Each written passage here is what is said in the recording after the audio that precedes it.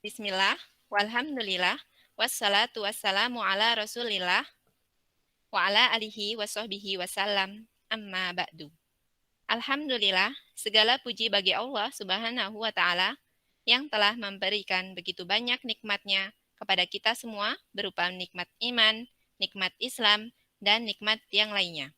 Sehingga pada kesempatan kali ini, Allah memberikan kesempatan kepada kita untuk menuntut ilmu yang Allah subhanahu wa ta'ala wajibkan bagi para hamba-hambanya. Pada kesempatan kali ini, kita akan melaksanakan webinar pengasuhan dengan tema Mendidik Anak Sesuai Fitrah yang akan disampaikan oleh Ustadz Bukit Adi Nugraha Hafidhahullah Ta'ala. Sebelum acara dimulai, izinkan saya untuk membacakan susunan acara sebagai berikut. Yang pertama, pembukaan. Yang kedua, materi. Ketiga, tanya jawab. Dan yang keempat, yaitu penutup. Selama acara webinar ini berlangsung, kami menghimbau kepada seluruh peserta untuk mengikuti tata tertib sebagai berikut. Yang pertama, seluruh peserta diwajibkan untuk mengisi link pendaftaran yang sudah kami sediakan. Yang kedua, selama acara dimulai, peserta dimohon untuk mematikan mikrofon. Yang ketiga, peserta mengangkat tangan sebelum berbicara. Nah, ini dilakukan ketika Ustadz mengajak peserta untuk berinteraksi atau di sesi tanya jawab. Dan peserta boleh berbicara setelah dipersilahkan oleh MC. Baik, selanjutnya kita akan memasuki acara inti, yaitu materi mengenai mendidik anak sesuai fitrah yang akan disampaikan oleh Ustadz Bukit Adi Nugraha Hafidhahullah. Kepada Ustadz, kami persilahkan. Bismillahirrahmanirrahim. Assalamualaikum warahmatullahi wabarakatuh.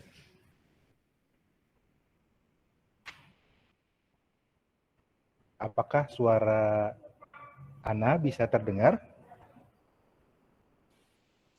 Alhamdulillah terdengar, Ustadz. Ya. Bismillahirrahmanirrahim. Alhamdulillahi rabbil alamin. Wassalatu wassalamu ala ashrafil anbiya'i wal mursalin nabiyyina Muhammadin wa ala alihi wa sahbihi ajma'in. Qala Allah Ta'ala A'udzu billahi as-sami'il 'alim minasy syaithanir rajim. Ya ayyuhalladzina amanu taqullaha haqqa tuqatih wa la tamutunna illa wa antum muslimun. Amma ba'du fa inna asdaqal hadithi kitabullah wa khairul huda huda nabiyyina Muhammadin sallallahu alaihi wasallam wa syarrul umuri muhdatsatuha wa kullu muhdatsatin bid'ah wa kullu bid'atin dhalalah wa kullu dhalalatin finnar. Pada ayah dan bunda, orang tua, siswa dan siswi TKIT Aisyah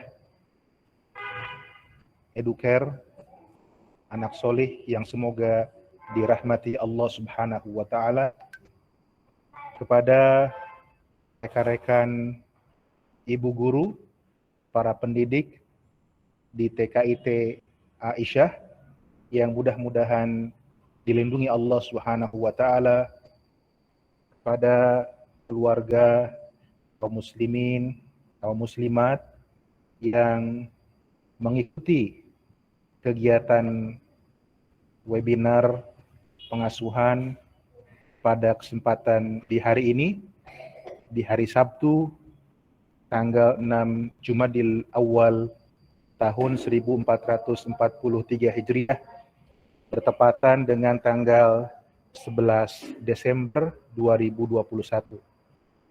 Kita mohon pada Allah Subhanahu wa taala, semoga Allah Subhanahu wa taala menganugerahkan pada kita semua ilmu yang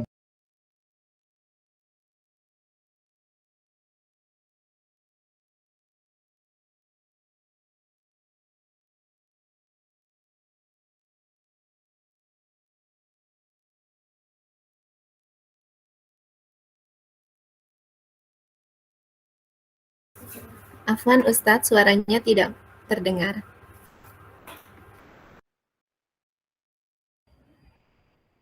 baik. Cek suara, apakah sekarang sudah bisa terdengar? Alhamdulillah sudah Ustadz. Ya. Ayah bunda sekalian yang semoga dimuliakan Allah Subhanahu wa taala, pada kesempatan webinar kita pagi hari ini kita akan membahas tema mendidik anak sesuai fitrah. Ya. Ana mohon izin untuk share materinya. Mudah-mudahan bisa tersampaikan. Baik. Kita lanjutkan tema kita, mendidik anak sesuai fitrah. Kita mohon pada Allah Subhanahu wa taala, semoga Allah memberikan pada kita ilmu yang bermanfaat, rizki yang halal, dan amal ibadah yang diterima. Ayah bunda sekalian, mengapa kita diharuskan mendidik anak kita? Ini sering sekali kita mengingatkan bersama tentang hal ini.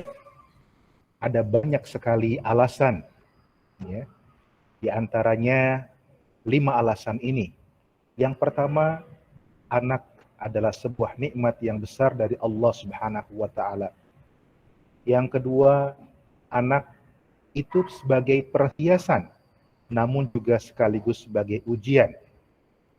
Yang ketiga, anak adalah amanah dari Allah Subhanahu wa taala. Dan yang keempat, kita takut kepada Allah seandainya kita meninggalkan anak-anak yang lemah imannya dan khawatir akan kesejahteraan mereka. Dan yang kelima, keberlanjutan pahala yang mengalir dari anak yang saleh yang mendoakan orang tuanya. Ini sering sekali kita sama-sama ingatkan dalam setiap webinar pengasuhan, webinar pendidikan anak, agar kita memahami, agar kita menyadari bahwa memang kita sebagai orang tua memiliki kewajiban untuk mendidik anak-anak kita. Tidak sekedar memberikan kebutuhan pokok pangan mereka, tapi justru yang terbesar adalah mendidik anak-anak kita dengan pendidikan Islam, dengan adab-adab Islam. Itu yang jauh lebih utama, jauh yang lebih penting. Ayah bunda sekalian yang semoga dirahmati Allah, kita akan lanjutkan karena itu sering sekali disampaikan. Apa yang dimaksud dengan pendidikan dan apa pula tujuannya? Karena kita membahas mendidik, maka kita pun harus tahu apa itu mendidik. Dijelaskan dalam kitab At-Tasfiyah wa Tarbiyah karya Syekh Ali bin Hasan Al-Halabi rahimahullahu taala.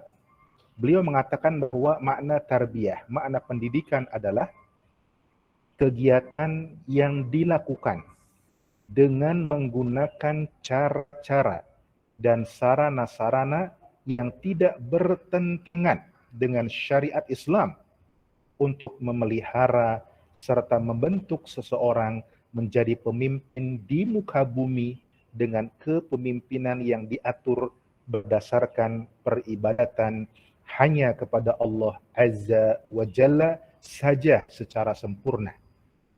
Jadi ini definisi pendidikan. Ya, kegiatan dilakukan dengan cara-cara sarana-sarana tertentu selama tidak bertentangan dengan syariat Islam yang memiliki tujuan memelihara, membentuk seseorang, membentuk anak menjadi pemimpin di muka bumi dengan kepemimpinan yang seperti apa? Dengan kepemimpinan yang diatur berdasarkan peribadatan hanya kepada Allah Azza wa Jalla secara sempurna. Setelah kita tahu tentang apa yang dimaksud dengan pendidikan, selanjutnya apa yang dimaksud dengan fitrah? Karena kita mendidik anak dengan fitrah atau fitrah. Ya. Secara bahasa, fitrah artinya al-khilqah, yaitu keadaan asal ketika seorang manusia diciptakan oleh Allah Subhanahu wa Ta'ala. Ini kalau dilihat dari segi bahasa, dari kitab Lisanul Arab, ya. Fitrah al-khilqah, yaitu keadaan asal ketika seorang manusia diciptakan Allah Subhanahu wa Ta'ala. Kemudian secara istilah, apa yang dimaksud dengan fitrah? Yang dimaksud dengan fitrah adalah Islam. Kenapa? Karena ada sabda Nabi Muhammad SAW yang menjelaskan bahwa setiap manusia lahir dalam keadaan berislam. Dalam hadis yang sahih, riwayat Imam Al-Bukhari dan Muslim, Nabi kita yang mulia Nabi Muhammad SAW bersabda, "Kullu mauludin yuladu 'alal fitrah wa abawahu yuhawidanihi au yunassiranihi wa fi riwayah au yumajjisanihi." Yang artinya setiap manusia yang lahir, mereka lahir dalam keadaan fitrah, maka orang tuanya lah yang menjadikannya Yahudi, Nasrani, atau dalam riwayat lain Majusi. Ya. Nah, fitrah dalam hadis yang mulia ini dijelaskan oleh banyak ulama bahwasannya fitrah yang dimaksud adalah Islam, potensi bertauhid kepada Allah Subhanahu wa Ta'ala.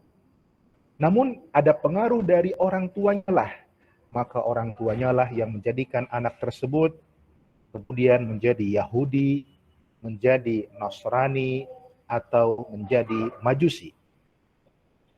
Kemudian juga firman Allah Tabaraka wa Ta'ala dalam surat Ar-Rum ayat 30.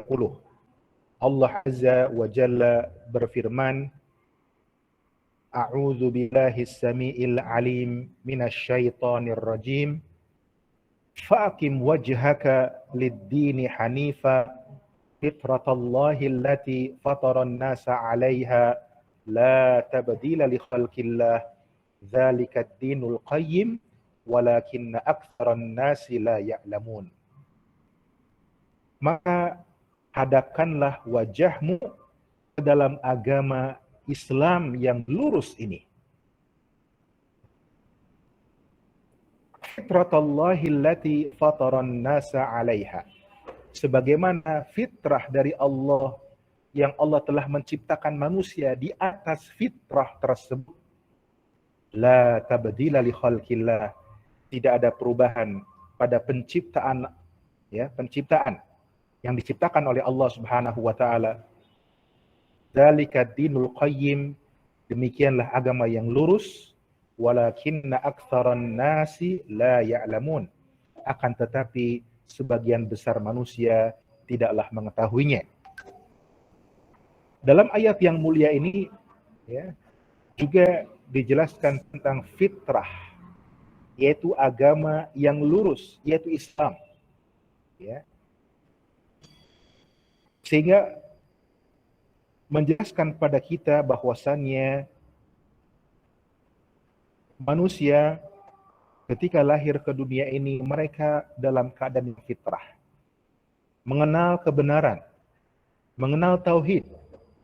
Karena dahulu ketika mereka berada di alam ruh, sebelum mereka berada di alam janin, di perut ibu-ibu mereka, mereka ditanya oleh Allah Subhanahu wa Ta'ala, Alastu bi rabbikum? Qalu bala syahidna. Apakah aku ini adalah Rabb kalian? Maka para ruh saat itu menjawab, benar, kami bersaksi bahwa engkau adalah Rabb kami. dalam keadaan fitrah. Namun ketika setelah lahir ke dunia ini, kemudian dipengaruhi oleh lingkungannya, disebutkan dalam hadis oleh orang tuanya, maka dia menjadi Yahudi atau Nasrani atau Majusi. Ini menunjukkan begitu pentingnya orang tua, khususnya lingkungan pada umumnya dalam pendidikan anak. Ayah bunda sekalian yang semoga dirahmati Allah Subhanahu wa taala.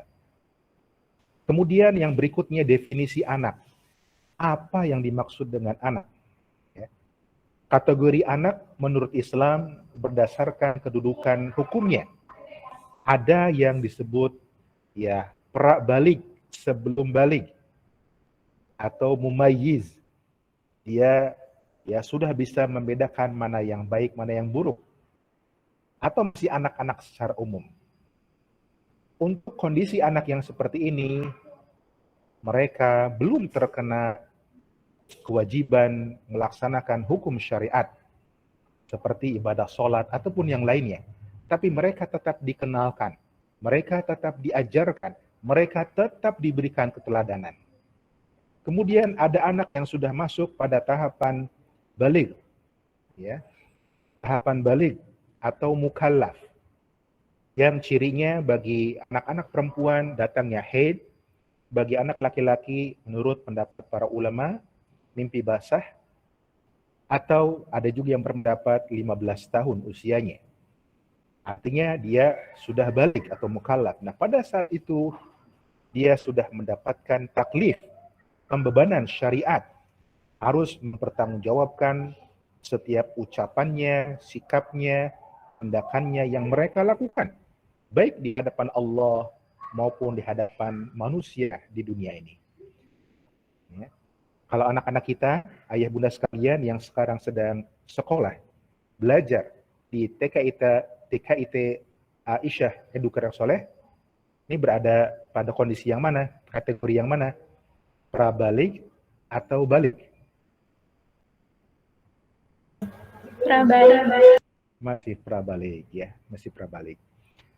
Ayah bunda sekalian yang semoga dirahmati Allah Subhanahu wa taala. Bagaimana menjaga fitrah anak-anak kita? Karena terlahir dalam keadaan fitrah, kemudian dia akan terpengaruh oleh lingkungan luarnya, bisa pengaruhnya baik, bisa pengaruhnya buruk. Nah, gimana kita menjaga fitrah ini? Ayah bunda sekalian, kita sudah tahu bahwa setiap anak lahir dalam keadaan fitrah, dalam keadaan Islam. Sebagaimana hadis sahih, riwayat Imam Al-Bukhari dan Imam Muslim. Kemudian, ada dua kemungkinan pendidikan anak tersebut. Yang pertama, adanya sebab mendidik secara Islami. Yang kedua, adanya sebab tidak mendidik secara Islami. Adanya sebab ini, contohnya misalkan Allah Subhanahu wa taala mengkaruniakan pada anak tersebut orang tua yang mengajarnya, yang mendidiknya dengan adab Islam. Itu sebab.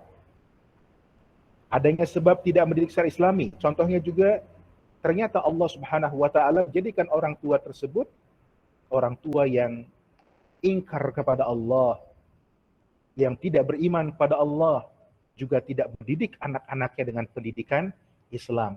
Maka ini pun sebab tidak mendidik secara Islam. Selanjutnya ketika adanya sebab mendidik secara Islami, contohnya ada orang tua yang mendidiknya dengan pendidikan Islami, maka insya Allah dengan rahmat dari Allah, dengan taufik dari Allah akan terjaga fitrahnya. Atau dengan kata lain, anak tersebut menjadi anak yang soleh, yang dia bermanfaat untuk agamanya, bermanfaat untuk orang tuanya, bermanfaat pula untuk masyarakatnya. Sebaliknya, kalau adanya sebab tidak mendidik secara Islami, maka anak tersebut menjadi rusak fitrahnya. Dengan kata lain, jadi anak yang durhaka.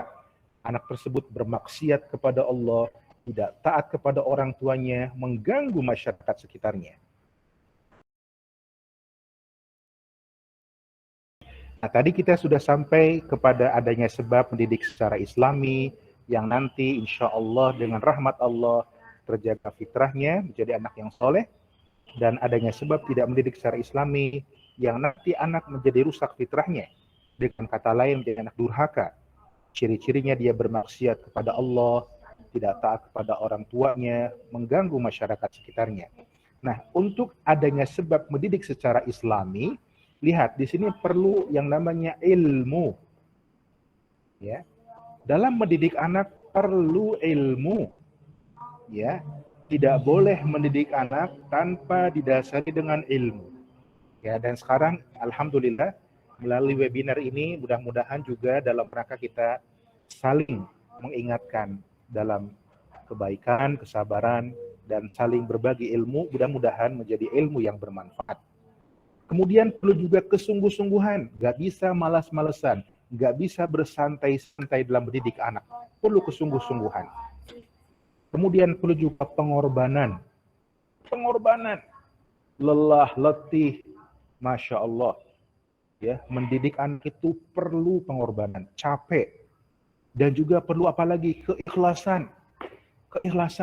Ya. Yang kita harapkan dari mendidik anak kita adalah ganjaran dari Allah.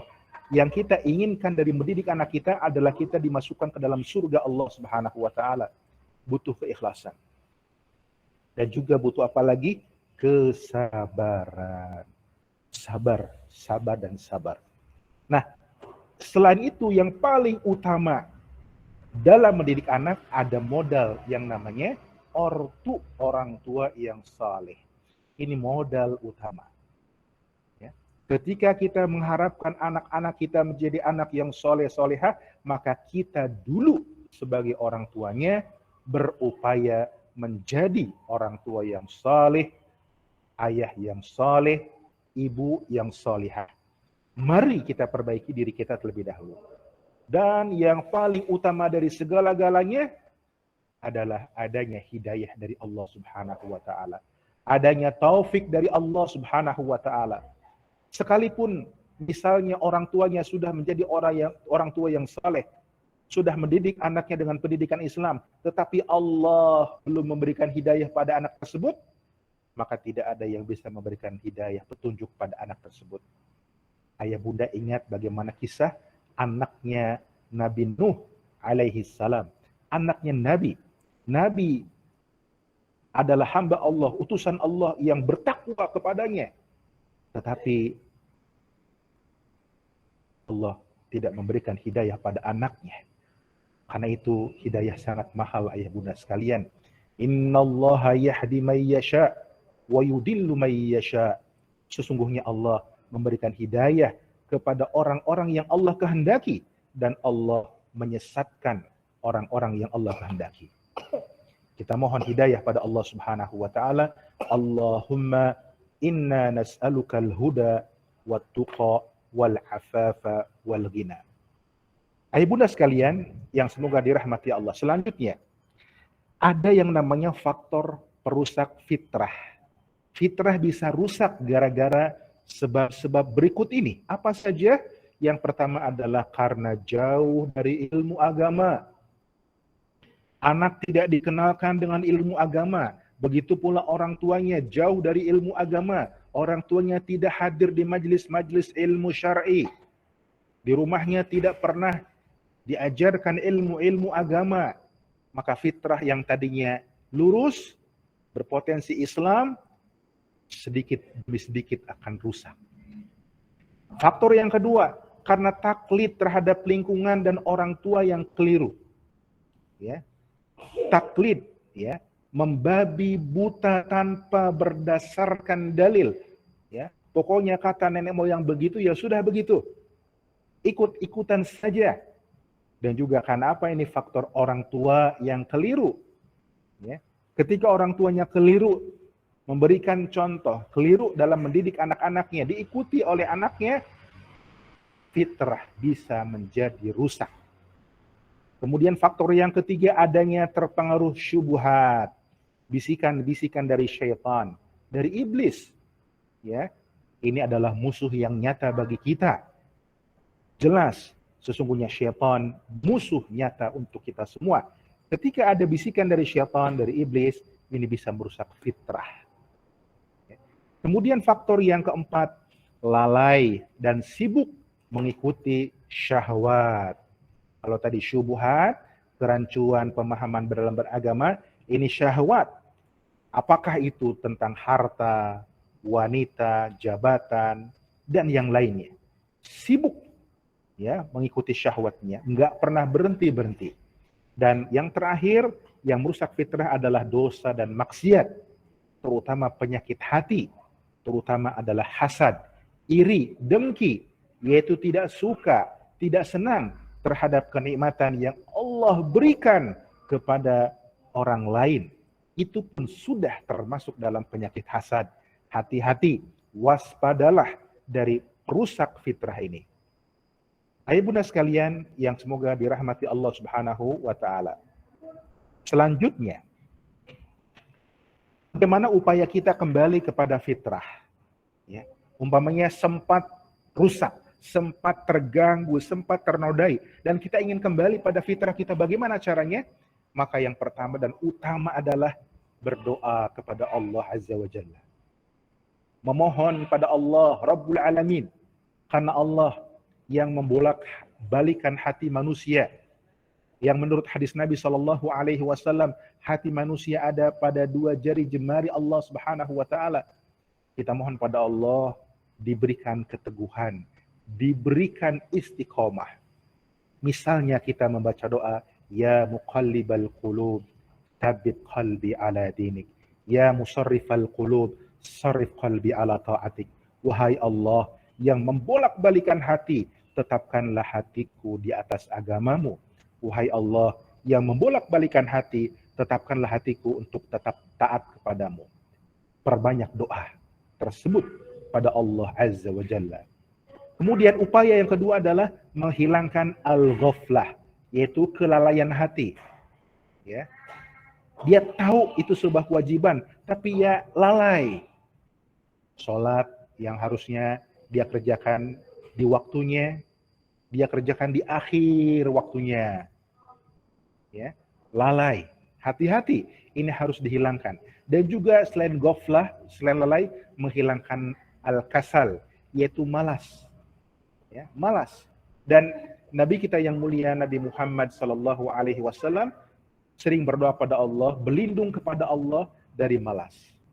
Ya. Allahumma inni a'udzubika minal ajazi wal kasali wal jubni wal bukhli ila akhirih.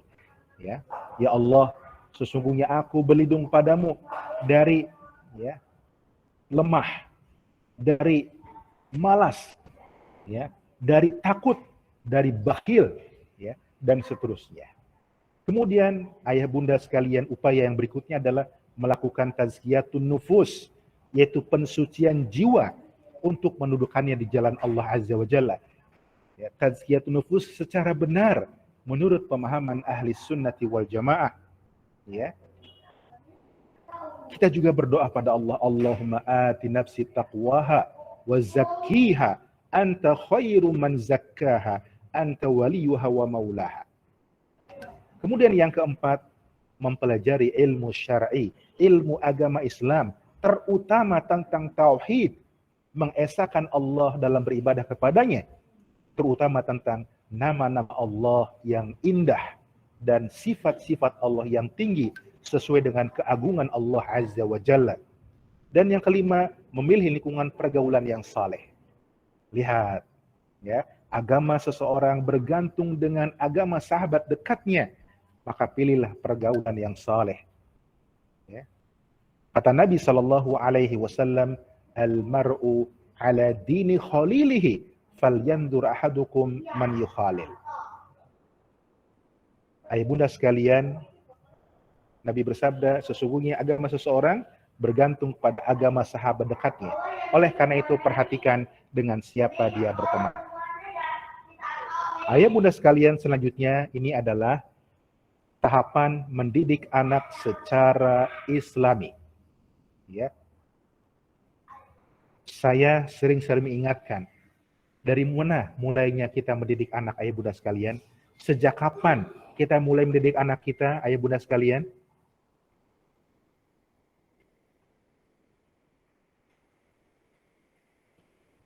Silakan, ada yang mau menjawab?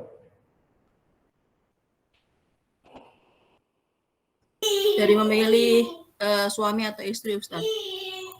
Benar. Ahsan. Dari memilih suami atau istri. Kemudian, sampai kapan kita terakhir mendidik anak kita, ya Bunda sekalian? Silakan, ada yang mau menjawab? Sampai kapankah kita mendidik anak-anak kita?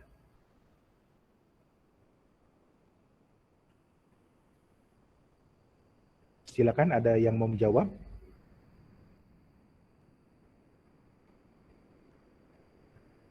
Sampai akhir hayat, Ustadz.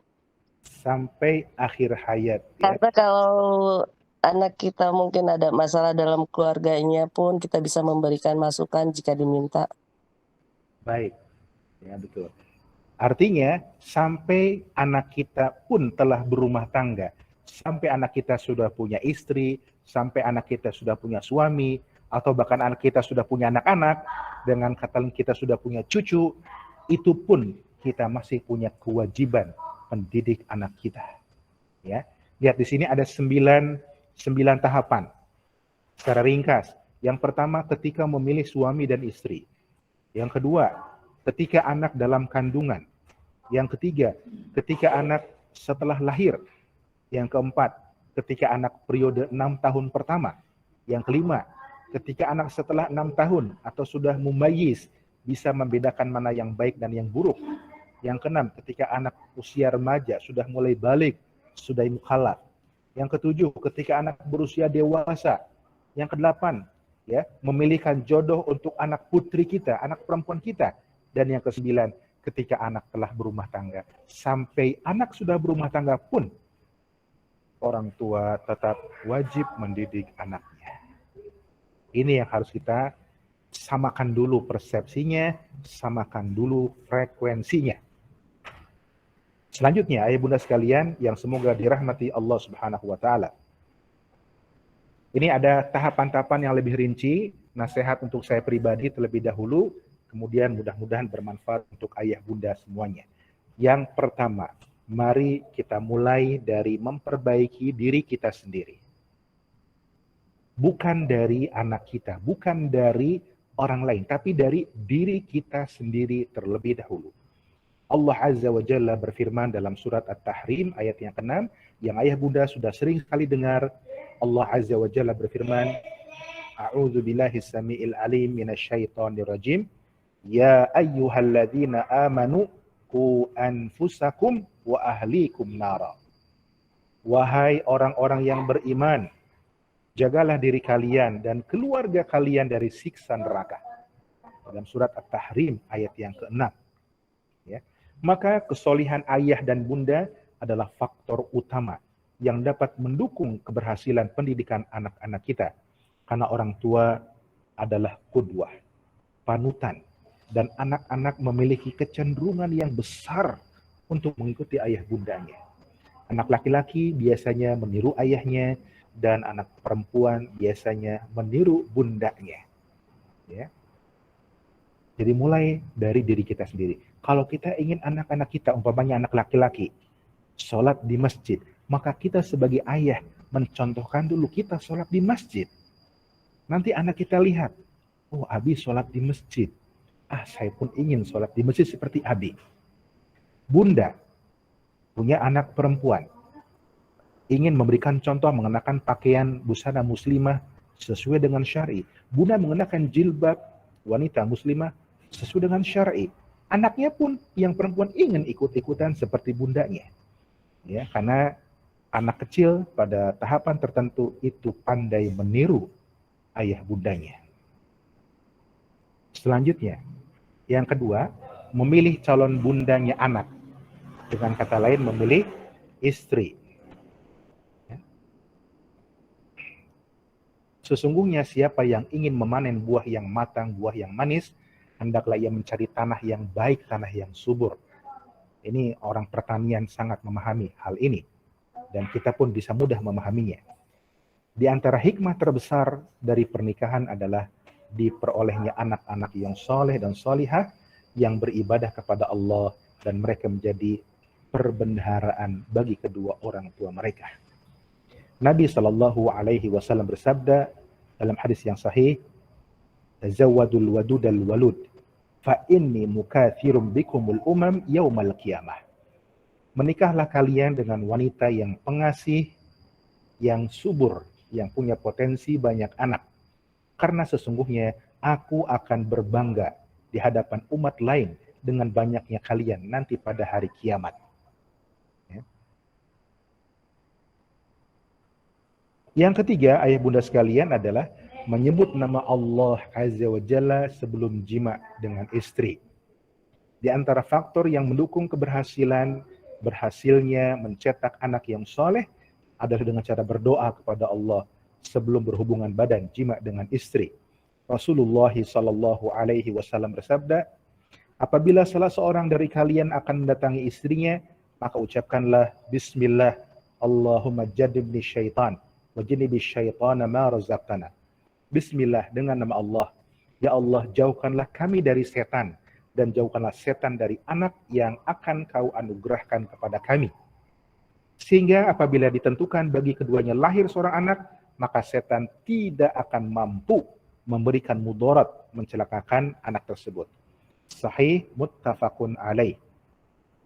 Jadi jangan lupa berdoa kepada Allah sebelum berhubungan suami istri. Yang keempat, memperhatikan ibu yang sedang hamil. Bagaimana caranya? Tidak memakan makanan yang berbahaya bagi kehamilannya. Ya. Ini ibu-ibu dokter lebih tahu apa saja makanan yang berbahaya bagi kehamilan atau tidak menyebabkan pengaruh buruk bagi janinnya. Kemudian apalagi? Boleh mengabarkan kabar gembira kepada karib kerabat, kepada family, saudara sedang hamil, ya, dan bersyukur pada Allah Subhanahu wa taala. Apalagi Bapak Ibu tahu ya, bagi yang sudah berumah tangga sekian tahun lamanya, kemudian mendapatkan nikmat kehamilan, maka ini sebuah kabar gembira, sebuah nikmat yang besar yang ditunggu-tunggu. Maka boleh mengabarkan kabar gembira dan bersyukur pada Allah Subhanahu wa taala. Tapi ingat, tidak ada tuntunan dari as-sunnah, dari sunnah Nabi Sallallahu Alaihi Wasallam tentang ritual khusus 4 bulanan atau 7 bulanan kehamilan. Ini tidak ada contohnya dari Nabi kita yang mulia, Nabi Muhammad Sallallahu Alaihi Wasallam. Berikutnya, ayah bunda sekalian, yang kelima. Setelah anak lahir, maka sunnah yang sepatutnya adalah tahnik. Ditahnik. Apa itu tahnik? Tahnik artinya adalah sang ayah dari anak mengunyah kurma yang bagus, ya. Dikunyah sampai lembut sekali, sampai tipis, lalu ya, dengan jari telunjuknya, jari telunjuk tangan kanannya, diambil kurma tersebut, digosokkannya ke dalam langit-langit mulut bayinya, anaknya yang baru lahir, pelan-pelan. Itu namanya tahnik. Ya, ditahnik. Ini ketika bayi baru lahir. Jadi ayahnya munyah kurma yang bagus sampai lembut, selembut-lembutnya, kemudian ambil dengan jari tangan kanannya sedikit, kemudian digosok-gosokkan dengan lemah lembut kepada mulut bayinya yang baru lahir tersebut. Selanjutnya, ayah bunda sekalian, yang keenam, memberikan nama yang baik kepada anak. Ingat ayah bunda sekalian, hak anak yang harus ditunaikan oleh ayahnya adalah memberikan nama yang baik. Ya. Dalam hadis riwayat Abu Daud, Rasulullah Shallallahu Alaihi Wasallam bersabda, sesungguhnya pada hari kiamat kalian akan dipanggil dengan nama-nama kalian dan nama bapak-bapak kalian. Fulan bin Fulan, Fulanah binti Fulan. Maka baguskanlah nama kalian, baguslah. Ya. Dan di antara nama-nama Nabi, nama-nama yang baik, nama-nama yang bagus, disebutkan dalam hadis Nabi Sallallahu Alaihi Wasallam, seperti ada 2 nama yang dicintai Allah, Abdullah, Abdurrahman. Ada nama yang menunjukkan penghambaan kepada Allah, Abdul Aziz, ya, Abdul Razak, ya. Kemudian nama-nama ya orang-orang yang soleh, ya. Maka ini termasuk yang dianjurkan, nama yang bagus, dan tidak boleh memberikan nama-nama yang jelek, ya, nama-nama dari orang-orang yang kafir. Tidak boleh. Berikan nama yang baik kepada anak-anak kita. Yang ketujuh adalah akikah. akikah. Ya. Setelah itu hendaklah seorang muslim mengakikahi anaknya pada hari ke-7 kelahiran. Ya. Pendapat yang kuat tentang akikah adalah sunnah muakkadah, ya, sunnah yang sangat ditekankan. Bahkan ada sebagian ulama mengatakan wajib bagi yang memiliki kemampuan. Ya. Kalau bayinya laki-laki, maka disunahkan menyembelih 2 ekor kambing. Sedangkan kalau bayinya perempuan, disunahkan menyembelih 1 ekor kambing. Tapi kalau mungkin karena keterbatasan biaya, maka anak laki-laki pun tidak mengapa menyembelih dengan 1 ekor kambing. Wallahu ta'ala alam bisawab. Dan juga dicukur rambut bayinya, ya, pelan-pelan. Cukur sampai dengan gundul, itu adalah yang disebut dengan akikah. Yang ke-8, menyusui sang bayi buah hati. Nah, ibu berupaya untuk menyusui anaknya sampai mencapai masa sapihnya. Allah Subhanahu wa taala berfirman dalam Al-Qur'an, A'udzu billahi samiil alim minasyaitonir rajim. Wa wassaynal insana biwalidayhi ihsana. Dan kami wasiatkan pada manusia untuk berbuat baik kepada kedua orang tuanya. Hamalathu ummuhu kurha. Ibunya telah mengandungnya dalam keadaan yang susah payah. Wa wadu'athu kurha. Dan juga telah melahirkannya dalam keadaan yang susah payah. Wa hamluhu wa fisaluhu 30 syahra. Dan masa kandungannya dan masa penyusuannya itu selama 30 bulan. Maksudnya kata para ulama, masa kehamilan ditambah dengan masa penyusuan itu 30 bulan. Ya. Ada yang mengatakan menyusui selama 2 tahun. 2 tahun itu berarti sama dengan 2 kali 12 bulan. 24 bulan. Nah, berarti ada waktu 6 bulan. 6 bulan itu adalah waktu minimal untuk melahirkan. Walaupun normalnya kita 9 bulan, sekitar 9 bulan 10 hari. Tapi kata 6 bulan sudah masuk dalam waktu untuk melahirkan. Ayah bunda sekalian yang semoga dirahmati Allah Subhanahu wa taala. Kemudian yang ke-9, mendoakan kebaikan bagi anak-anak. Ya. Ini sisipkan doa kita ketika kita berdoa pada Allah. Sebesar apapun upaya kita sebagai orang tua dalam mendidik anak-anak, apabila Allah Azza wa Jalla, Jalla Jalaluh, tidak membantu, tidak memberikan taufiknya kepada kita, niscaya tidak akan berhasil sedikit pun juga. Maka jangan lupa doa. Saya ingin bertanya pada ayah bunda sekalian, apa contoh doa yang kita baca kepada Allah, kita panjatkan pada Allah untuk kebaikan anak-anak kita? Apa doanya ayah bunda sekalian? Silakan. Robbi habli minas solihin, Ustaz. Rabbi habli minas salihin. Ahsan, barakallahu fiik. Ya Allah, karuniakanlah kepadaku dari anak yang soleh, anak-anak yang soleh. Betul, apalagi yang lainnya Bapak Ibu sekalian?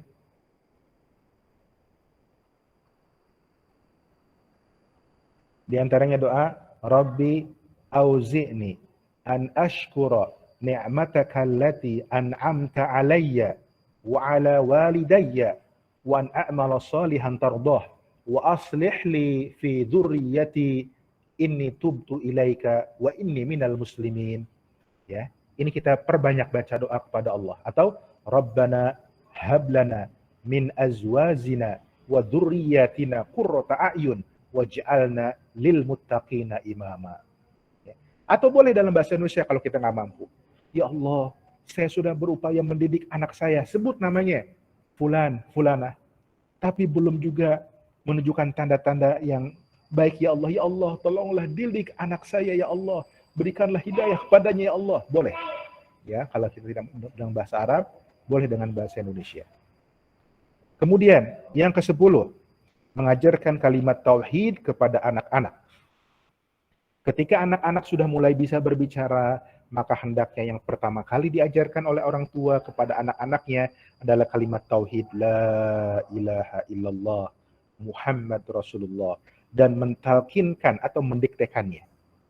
Ajarkan la ilaha illallah Muhammad Rasulullah, atau asyhadu an la ilaha illallah wa asyhadu anna Muhammadar Rasulullah. Artikan juga, terjemahkan juga, sampaikan pada anak-anak kita. Yang ke-11, membiasakan anak untuk beradab dan berakhlak yang baik sejak dari rumah kita. Ya. Setelah memasuki usia sapi, ya sudah 2 tahun, anak di fase ini ditandai dengan kepolosan fitrahnya. Polos fitrahnya. Mereka senang meniru tadi, meniru ulung, ya, dan mencontoh sehingga mereka mudah dibentuk, dicetak. Jangan sampai meremehkan fase ini dan beranggapan, mereka kan masih kecil, belum ngerti apa-apa. Tidak boleh seperti itu. Ingat, fase ini adalah anak peniru ulung. Ya. Kalau ayahnya, ibunya melakukan perbuatan-perbuatan yang buruk, itu nanti akan ditiru pula oleh anak-anaknya, maka mesti waspada. Selanjutnya, yang ke-12, berlemah lembut dan bercanda dengan anak. Ya. Tidak ada keraguan bahwa bersikap lembut dan bercanda dengan anak-anak itu membawa pengaruh yang besar, perkembangan positif terhadap tumbuh kembang anak. Kenapa? Karena masa bermain itu memang bagian yang tidak terpisahkan dari anak-anak. Ya. Beda dengan orang yang sudah dewasa, apalagi orang yang sudah lanjut usia. Ini masih anak-anak. Maka hendaklah berlemah lembut dan juga kadang bercanda dengan anak-anak. Sebagaimana juga Nabi kita yang mulia, Nabi Muhammad SAW menyapa dengan seorang anak kecil, menanyakan tentang anak kecil tersebut, ya, bercanda dengan anak tersebut. Yang ke-13, membersihkan rumah kita dari permainan yang sia-sia atau yang haram dan dari alat-alat musik. Ya. Jauhi. Dan juga dari lukisan-lukisan makhluk yang bernyawa. Dicopot, diambil. Ya. Hati-hati. Kenapa? Itu dapat mendatangkan syaitan ke rumah kita. Dan juga malaikat tidak bisa masuk dalam rumah kita. Bagaimana mungkin kita mendapat rahmat dari Allah Tabaraka wa Ta'ala. Selanjutnya, yang ke-14, ini yang terakhir. Melindungi rumah dengan bacaan Al-Quran, dengan zikir pagi, zikir sore, zikir sudah sholat, zikir-zikir yang lainnya, dan juga sholat sunnah di dalamnya. Bantu. Ya. Rumah itu jangan sepi dari bacaan Quran. Ayahnya membaca Al-Quran, ibunya baca Al-Quran, kakak-kakaknya yang sudah remaja baca Al-Quran. Ya. Ibunya baca zikir pagi, zikir petang, zikir sesudah sholat, zikir yang lainnya. Ayahnya mengerjakan sholat sunnah di rumah. Kalau ayahnya sholat wajib di masjid, tapi sholat sunnahnya di rumah. Ya. Ini dapat membantu keberhasilan pendidikan anak dengan hidayah taufik dari Allah Subhanahu wa Ta'ala. Nah, ibu dan sekalian, inilah beberapa poin, ya. Dan ini ada tambahan tentang panduan pendidikan anak usia 4 tahun sampai usia 10 tahun. Beberapanya saya baca secara ringkas. Yang pertama, mendampingi mereka dalam berbagai kegiatan sehari-hari melalui pemberian pengajaran adab yang mudah difahami oleh akal mereka. Dampingi mereka. Ya. Dan berikan pengajaran adab dengan bahasa yang gampang difahami oleh mereka. Yang kedua, panggil mereka dengan panggil sebaik-baiknya panggilan. Ya gulam, ya, wahai anak kecil, ya bunaya, wahai anakku sayang, dan semisalnya. Ya. Kemudian yang ketiga, hendaknya tidak mencegah mereka ketika mereka bermain dengan permainan yang tidak berbahaya. Seperti ada seorang sahabat kecil namanya Abu Umair. Dia pernah bermain dengan seekor burung kecil. Ya.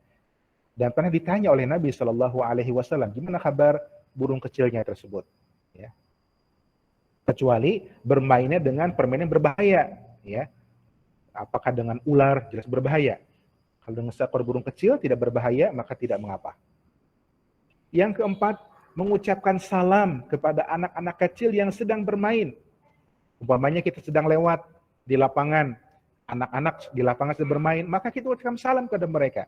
Sebagaimana yang pernah dilakukan oleh Rasulullah SAW. Yang kelima, mengajarkan mereka akhlak yang mulia. Apa contohnya? Tidak boleh hasad, iri, dengki. Ini seringkali. Ya. Yang satu dikasih makanan, temannya iri. Hati-hati. Itu sudah karunia dari Allah diberikan pada temannya. Jangan iri, jangan dengki. Ya. Ajarkan sejak dini, sejak awal tidak boleh iri, tidak boleh dengki. Ya, yang dengan sebab akhlak mulia tersebut dengan rahmat Allah dapat memasukkan mereka ke surga Allah Subhanahu wa Ta'ala. Yang keenam, diulangi lagi, senantiasa mendoakan kebaikan untuk mereka dan sekali-kali tidak boleh mendoakan keburukan atas mereka. Jangan. Sekesal apapun ayah bunda, semarah apapun ayah bunda, tidak boleh mendoakan keburukan atas mereka. Ya, lebih baik diam. Ataupun kalau ngomong, ucapkanlah Allahu yahdik. Semoga Allah memberikan hidayah padamu. Ya. Yang ketujuh, mengajarkannya dengan cara minta izin padanya. Hal-hal ya yang menjadi miliknya. Umpamanya ada mainan tersebut diberikan padanya menjadi miliknya. Kalau kita mau pakai, izin dulu ya. Nah, Abi pinjam dulu ya mobil-mobilan kamu ya, misalkan. Ajarkan minta izin. Nanti anak pun ketika akan menggunakan perlengkapan barang-barang milik orang lain, dia akan meminta izin. Ya. Kemudian yang ke-8, ikut makan bersama mereka dan memperbaiki adab-adab mereka ketika makan. Ya. Nabi SAW pernah makan dengan anak tirinya. Anak tirinya tersebut makannya waktu itu karena masih anak-anak, ya. Belum benar makannya, diajar Nabi, wahai ya gulam samillah, ya, wa qul biyaminik wa qul mimma yalik. Wahai anak, bacalah bismillah, makanlah dengan tangan kananmu, dan makan dari yang terdekat denganmu. Jadi makan bersama anak-anak, makan bersama. Yang ke-9, mengajarkannya dengan cara melatih menjaga rahasia pribadi. Seperti kisah Anas bin Malik radhiyallahu an. Yang 10, berlaku adil pada anak laki-laki dan anak perempuan dalam pemberian kecupan kasih sayang.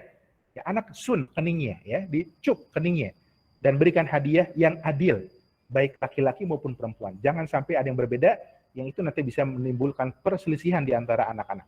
Yang 11, memisahkan mereka kalau terjadi perkelahian. Umpamanya anak laki-laki biasa, anak laki-laki suka berantem, pisahkan, ya, pisahkan. Ya, yang ke-12, memberikan penghargaan pada mereka menjadi yang juara dalam perlombaan. Ya, perlombaan yang tidak haram, perlombaan yang mubah boleh, ya. Ya, ayo kita balap lari, misalkan 50 meter, 100 meter, nanti yang juara pertama dapat hadiah kue ini, diberikan kue. Tapi betul-betul diberikan, jangan sampai bohong, tidak boleh bohong. Yang ke-13, melarang mereka bermain di waktu ketika setan berkeliaran, yaitu di waktu mulai malam, ya, maghrib. Anak-anak suruh masuk, jangan ada di luar rumah. Ya. Yang ke-14, berdoa kepada Allah, minta perlindungan dari keburukan setan, dari binatang berbahaya, dari ain, pandangan mata jahat. Yaitu doa, kita pegang anak tersebut, lalu kita baca, wa'izuka bikalimatillahi tammah min kulli syaitanin wahammah wa min kulli ainin lammah. Inilah ayah bunda sekalian yang dapat kami sampaikan. Ini nasihat buat kita semuanya, untuk ayah bunda, untuk ayah, untuk bunda, untuk ayah bunda semuanya. Semoga yang kita bahas bermanfaat buat kita semuanya. Ini bahan bacaan penting, silakan ayah bunda bisa membacanya. Terima kasih atas perhatian ayah bunda semuanya. Semoga Allah Subhanahu wa Ta'ala memberikan pada kita ilmu yang bermanfaat, rizki yang halal, dan amal ibadah yang diterima. Semoga Allah Azza wa Jalla menganugerahkan pada kita semua anak-anak yang saleh dan salihah. Amin ya rabbal alamin. Wa sallallahu wa sallama ala nabiyyina Muhammad walhamdulillahi rabbil alamin. Demikian saya kembalikan kepada pembawa acara. Baik. Alhamdulillah telah kita dengarkan bersama-sama materi mengenai mendidik anak sesuai fitrah oleh Ustadz Bukit Adi Nugraha hafizahullah ta'ala. Jazakallahu khairan Ustadz atas materinya. Wa iyyak. Selanjutnya kita akan memasuki acara sesi tanya jawab. Bagi ayah dan bunda yang ingin bertanya, silakan untuk mengangkat tangannya.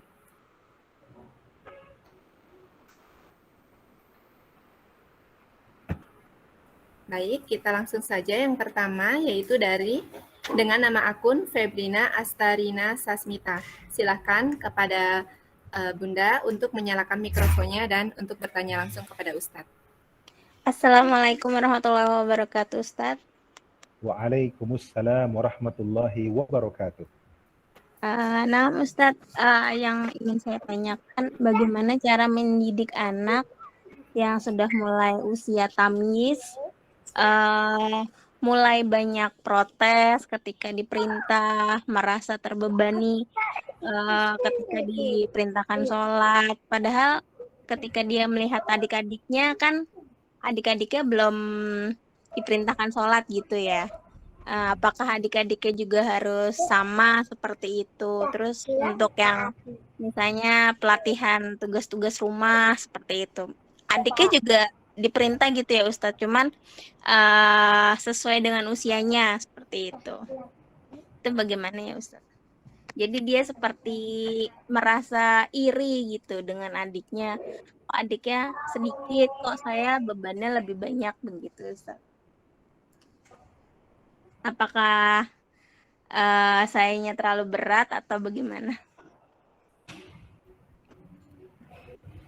Baik. Assalamualaikum warahmatullahi wabarakatuh. Waalaikumsalam warahmatullahi wabarakatuh. Ini langsung dijawab, Ibu Guru. Naam Ustadz, silahkan untuk langsung dijawab. Baik, terima kasih atas pertanyaannya yang baik tadi. Jazakillahu khairan. Ayah bunda sekalian yang semoga dirahmati Allah, materi tentang mumayyiz ini pernah kita bahas di parenting TKIT Aisyah ini beberapa waktu yang lalu. Silakan nanti bisa merujuk kepada materi yang sudah pernah dibahas. Nah, secara singkat, mumayyiz ini artinya anak yang telah mencapai usia 7 tahun sampai dia balik, ya. Dikatakan mumayyiz karena dia sudah bisa membedakan, sehingga dia paham pembicaraan dan dia merespon jawaban dengan benar, ya. Jadi ini arti dari kata mumayyiz. Dia sudah bisa membedakan mana yang baik, mana yang buruk. Ya. Ada yang mainkan usia, yaitu 7 tahun ke atas sudah masuk dalam kategori mumayyiz. Ya. Nah, tadi disebutkan ada adiknya belum mumayyiz, sedangkan kakaknya sudah mumayyiz, ya, sehingga muncullah tadi semacam iri gitu ya di antara mereka, kakak beradik tersebut. Bagaimana kita menyikapinya? Ya. Ayah bunda sekalian yang semoga dirahmati Allah Subhanahu wa taala. Pendekatan kita kepada anak yang sudah mumayyiz dengan pendekatan pada anak kita yang belum mumayyiz, ya. Contohnya, anak kita tadi sudah 7 tahun, sudah mumayyiz, kemudian anak kita baru 4 tahun, belum mumayyiz, maka kita lakukan pendekatan sesuai dengan perkembangan anak tersebut. Ya. Untuk anak yang belum mumayyiz, yang usianya masih di bawah 6 tahun, maka yang paling penting adalah kasih sayang dari orang tua, terutama dari ibunya. Apa tujuannya? Supaya anak juga nanti akan menyayangi orang lain, anak agar cinta pada orang lain. Ya. Kemudian juga mulai ajarkan pada anak-anak yang masih belum mumayyiz tadi adab-adab keseharian yang sederhana. Ya, misalkan adab ketika minum susu, minum susunya baca doa bismillah dulu, minum susunya sambil duduk, minum susunya pakai tangan kanan, ajarkan yang sederhana-sederhana dulu. Kemudian termasuk misalkan untuk buang air kecil, buang air besar, ya, diajarkan ya pada waktu-waktu tertentu, apakah di pagi hari atau juga di sore hari itu kan ya, diajarkan. Sebelum masuk kamar mandi, ada baca doa dulu, Allahumma inni a'udzubika minal khubuthi wal khabaithi. Sesudah dari kamar mandi baca ghufronaka dan seterusnya. Kemudian yang paling penting buat anak yang belum mumayyiz ini dari orang tua adalah keteladanan orang tuanya. Keteladanan. Nah, untuk anak yang mumayyiz, nah tadi sudah diberikan sedikit contohnya ya, yang sudah mumayyiz, itu sudah bisa membedakan mana yang baik, mana yang buruk, maka pada anak yang sudah mumayyiz boleh dijelaskan tentang tidak bolehnya iri, tidak bolehnya hasad, tidak bolehnya dengki.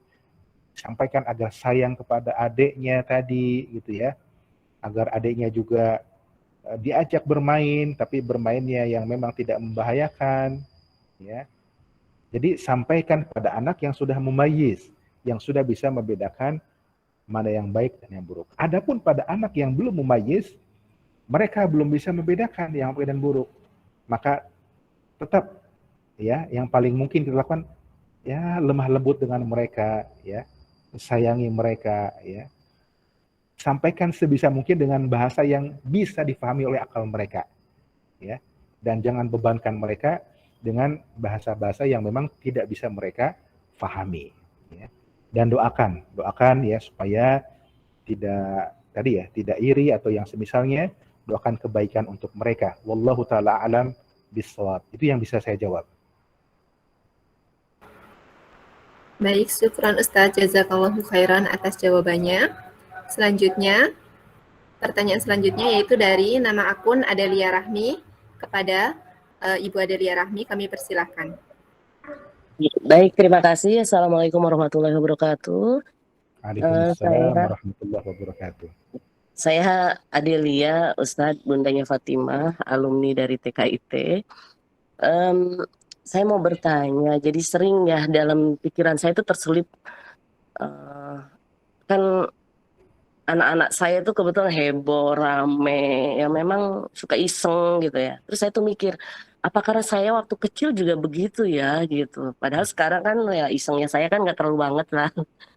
Tapi maksudnya ternyata kok mirip banget. Nah, kalau di Islam boleh nggak kita berpikir, wah itu karena perbuatan saya yang dulu nih begini, makanya anak saya yang sekarang seperti ini gitu.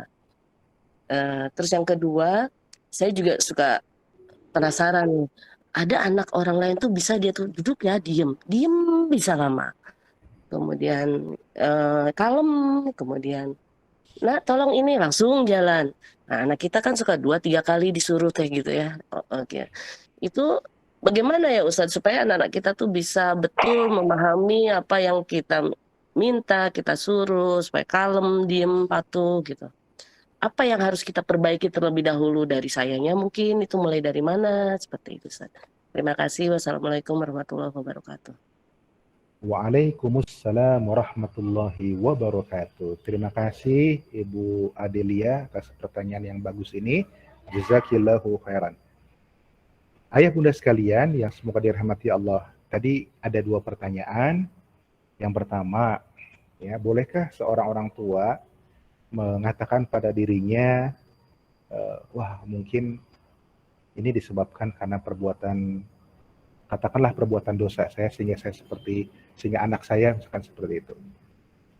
Ayah bunda sekalian yang semoga dirahmati Allah, kita sebagai seorang muslim dan muslimah dianjurkan untuk muhasabah, untuk menghisab, mengevaluasi diri kita masing-masing. Maksudnya kita hitung-hitung diri kita, amal-amal baik kita, amal-amal buruk kita, untuk diri kita saja terlebih dahulu. Kita ingat-ingat misalkan sebelum kita tidur, ketika kita sedang bersendiri, kita hisab diri kita. Ya. Dan penjelasan para ulama kepada kita bahwa dosa itu berpengaruh buruk kepada badan kita, kepada jiwa kita, bahkan kepada keluarga kita. Ya, bahkan pada keluarga kita. Ya. Ini dijelaskan oleh Imam Ibnul Qayyim rahimahullah dalam kitabnya Ad-Da' wad Dawa. Dalam kitabnya penyakit hati dan obatnya. Bahwa ada pengaruh buruk, ada dampak buruk dari perbuatan dosa maksiat yang kita lakukan. Bahkan ulama salaf itu suka muhasabah. Ketika anaknya durhaka umpamanya, maka dia muhasabah dirinya dulu. Bisa jadi disebabkan karena perbuatan maksiat yang pernah dia lakukan. Maka yang dia lakukan, dia bertobat kepada Allah Azza wa Jalla. Dia memohon ampun pada Allah, dia menyesal, dia tidak mengulangi lagi, dan dia bertekad kuat ya untuk tidak mengulangi kembali. Dan itu sebuah hal yang baik, dia bertobat pada Allah.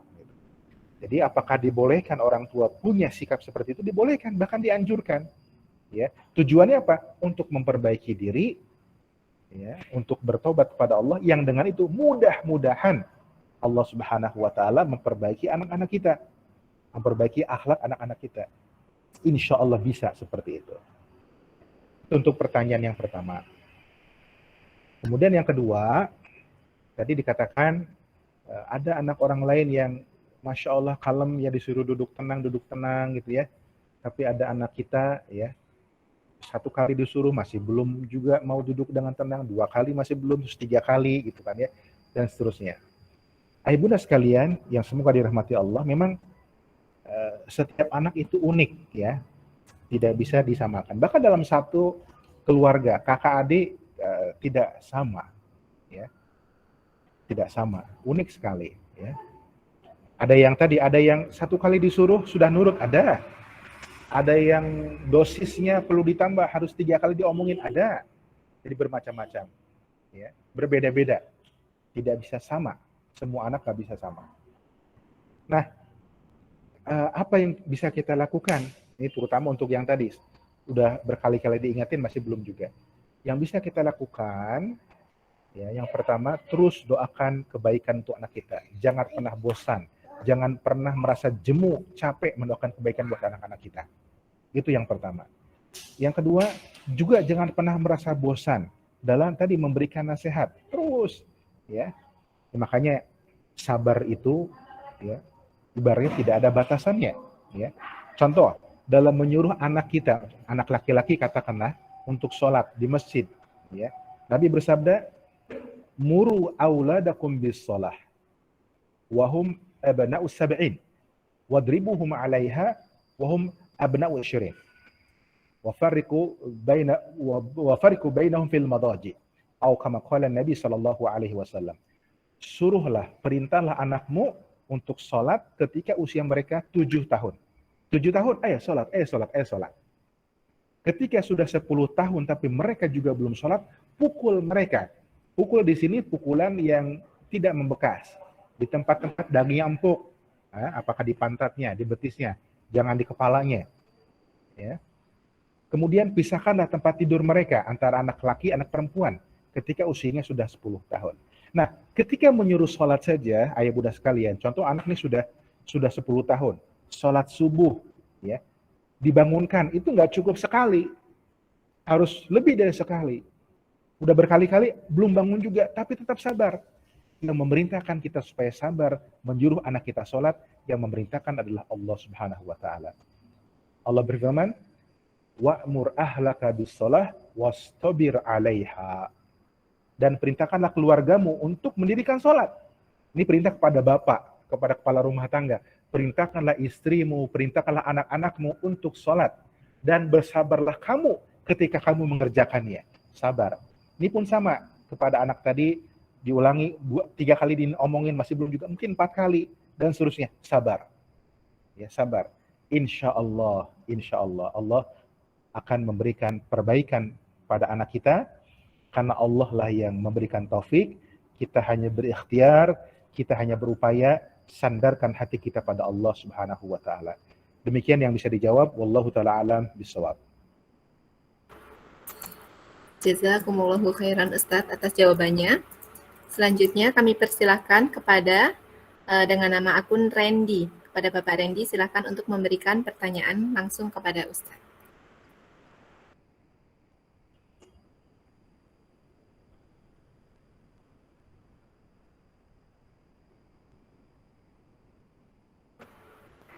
Assalamualaikum warahmatullahi wabarakatuh, Ustaz. Waalaikumsalam warahmatullahi wabarakatuh.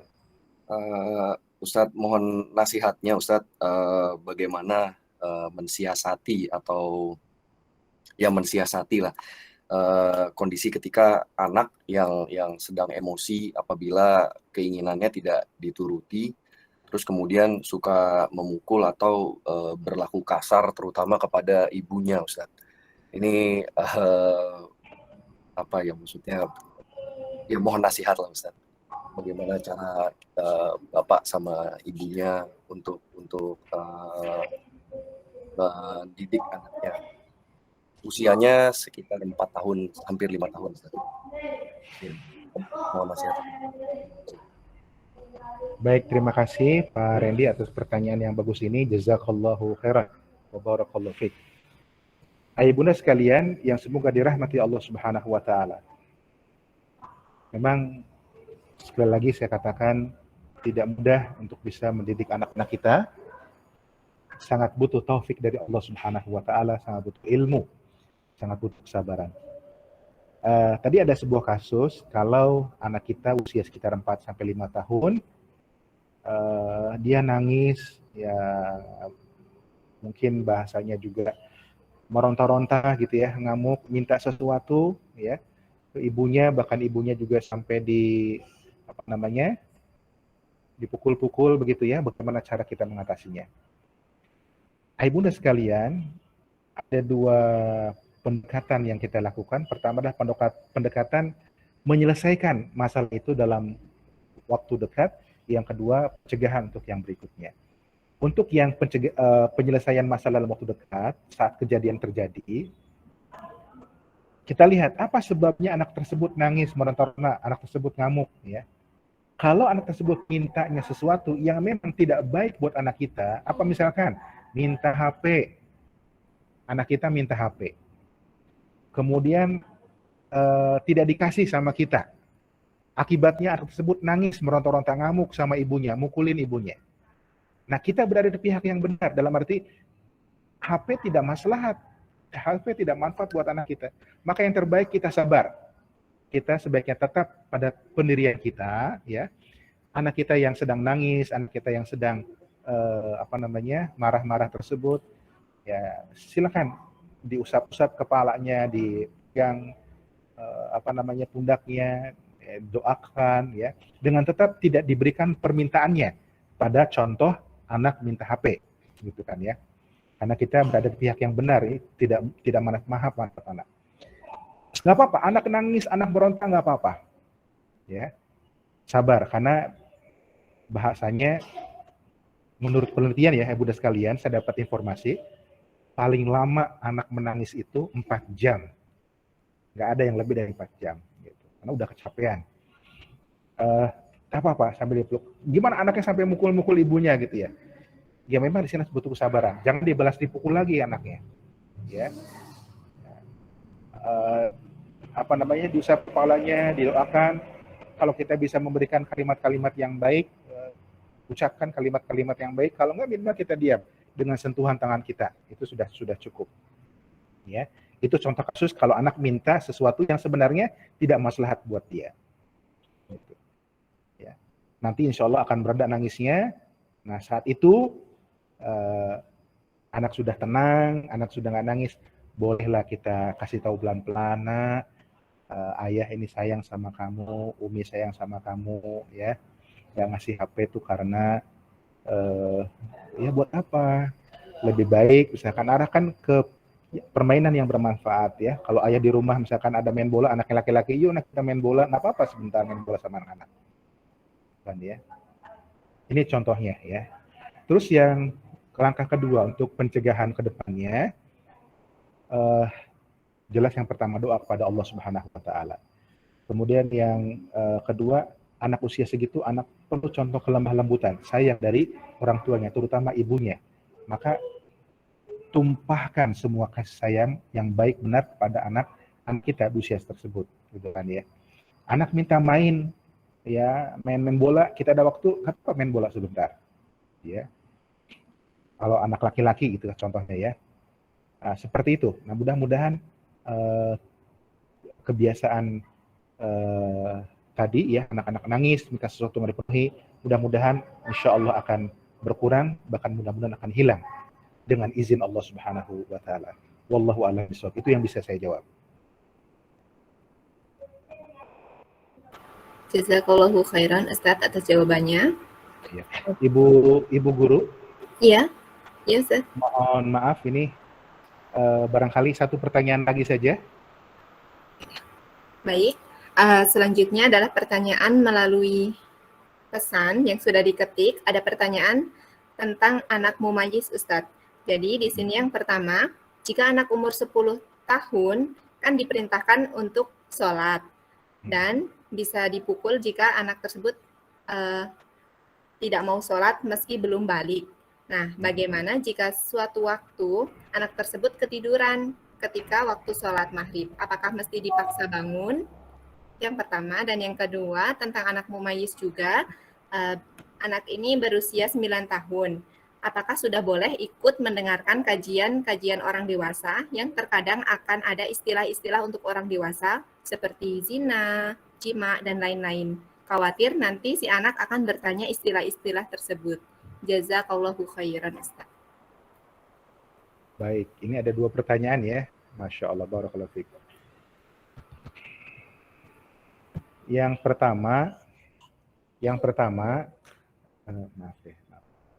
pertama, tadi tentang mumayyiz ya. Mumayyiz. Anaknya sudah 10 tahun, sudah ya diperintahkan untuk sholat, bahkan kalau tidak sholat maka dianjurkan dipukul dengan pukulan yang tidak membekas, pukulan yang mendidik. Dan suatu saat dia tertidur. Apakah kita sebagai orang tuanya membangunkannya? Tadi sholat maghrib gitu ya. Begini ayah bunda sekalian yang semoga dirahmati Allah. Apabila kondisinya anak tertidur dan kita orang tuanya tidak tertidur, maka kita bangunkan anak kita ya, untuk menunaikan sholat maghrib. Begitu pula untuk sholat subuh, anak masih tidur, kita sebagai orang tuanya sudah bangun, maka bangunkan anak kita supaya mengerjakan sholat subuh. Begitu. Lain halnya kalau anaknya tertidur, bapak ibunya juga tertidur, gitu kan ya, nggak ada yang bangun, maka yang seperti ini ya sudah termasuk halangan, termasuk uzur, artinya dia sholat pada saat dia bangun, pada saat dia bangun dari tidurnya dia sholat. Tapi kalau yang tidur hanya anaknya, sedangkan orang tuanya dalam kondisi terjaga, dalam kondisi bangun, maka orang tuanya tetap wajib membangun anaknya untuk mendirikan sholat. Tidak dibiarkan. Enggak, sayang, dia kan lagi tidur. Kan dalam syariat juga orang tertidur diangkat kewajiban yang melaksanakan sholat. Bukan begitu. Ya, bukan begitu maksudnya. Kalau kita orang tuanya dalam keadaan terbangun, sudah masuk waktu sholat, anaknya tidur, bangunkan anak untuk mendirikan sholat. Itu untuk yang pertama, mudah-mudahan bisa menjawab. Kemudian yang kedua, tadi anak usia 9 tahun, sudah mumayyiz, ya, belum balik. Apakah boleh ikut kajian-kajian di orang-orang dewasa yang di situ ada istilah-istilah yang tentu hanya orang dewasa saja, seperti jima dan lain sebagainya. Ayah bunda sekalian yang semoga dirahmati Allah Subhanahu wa taala. Pada dasarnya ketika anak tersebut sudah mumayyiz, sudah bisa membedakan yang baik dan buruk dan bisa menjaga adab-adab ketika di masjid, ya. Tidak berlari-larian di masjid dan ketika ikut kajian pun bisa duduk dengan tenang, ya. Dan juga wajib didampingi oleh ayahnya, oleh orang tuanya supaya tidak ngobrol, supaya tidak ribut. Pada dasarnya boleh saja ikut. Boleh saja ikut, ya. Nah, nanti kalau ada istilah tertentu yang disampaikan oleh ustadz dalam kajian tersebut untuk orang dewasa, yang kita pahami sebagai orang dewasa, lalu anak tersebut akan bertanya, upayakan ya jawab dengan bahasa yang mereka pahami. Karena juga ya pendidikan, sekarang istilahnya pendidikan seksualitas kepada anak-anak disampaikan sesuai dengan akal mereka terlebih dahulu. Ya. Sesuai dengan pemahaman mereka dulu. Ya. Sampaikan ini untuk yang sudah nikah, gitu kan ya. Dengan bahasa-bahasa yang sudah bisa dipahami, gitu ya. Jadi pada dasarnya ikut kajiannya boleh, namun ketika dengan catatan tadi anaknya tersebut diam, tenang di masjid, tidak lari-larian, dan orang tuanya wajib mendampingi. Namun ketika ada bahasan-bahasan tertentu yang memang anak belum paham, maka kita orang tua berupaya menjelaskan pada anak tersebut istilah-istilah untuk orang dewasa tersebut yang kira-kira mampu dimengerti oleh anak tersebut. Ya. Itu mungkin yang bisa dibahas. Allahu ta'ala alam bisawab.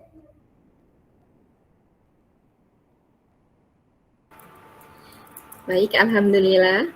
Jazakumullahu khairan Ustadz atas jawabannya. Baik, kepada ayah bunda peserta webinar parenting hari ini, karena sesi tanya jawab telah selesai, maka kami ucapkan jazakumullahu khairan kepada Ustadz Bukit Adi Nugraha Hafidhahullahu ta'ala yang telah memberikan ilmu dan waktunya kepada kita semua. sehingga kita bisa mengambil manfaat dari apa yang Ustadz sampaikan mengenai mendidik anak sesuai fitrah. Semoga Allah Subhanahu wa Ta'ala senantiasa menjaga Ustadz dan keluarga dan dijauhkan dari segala macam keburukan. Kepada para peserta, kami mohon maaf jika ada pertanyaan atau yang ingin bertanya tapi belum ada kesempatan. Semoga nanti bisa bertemu lagi dalam kegiatan parenting selanjutnya. Kami juga mengucapkan jazakumullahu khairan atas partisipasi dari peserta sekalian untuk mengikuti acara webinar hari ini. Nah, sebelum saya tutup, kepada nama akun yang akan saya bacakan, kami mohon untuk menghubungi nomor TK. Yang pertama, dengan nama akun Abdullah Amar Arwayan. Yang kedua, Adelia Rahmi. Yang ketiga, Febina Astarina Sasmita. Yang keempat, Randy. Yang kelima, Isma Mandan. Dan yang keenam, Fayaza Khansa Salsabila. Nah, untuk peserta yang lain, jika belum melakukan pendaftaran, kami himbau untuk segera mengisi link pendaftaran.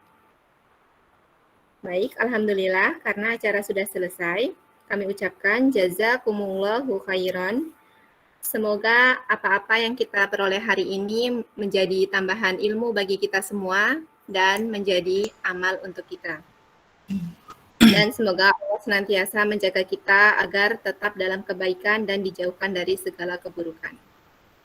Mari kita tutup kegiatan hari ini dengan doa penutup majelis. Subhanakallahumma wa bihamdika asyhadu an la ilaha illa anta astaghfiruka wa atubu ilaik. Assalamualaikum warahmatullahi wabarakatuh. Waalaikumsalam warahmatullahi wabarakatuh. Baik, mohon izin live dari menit ini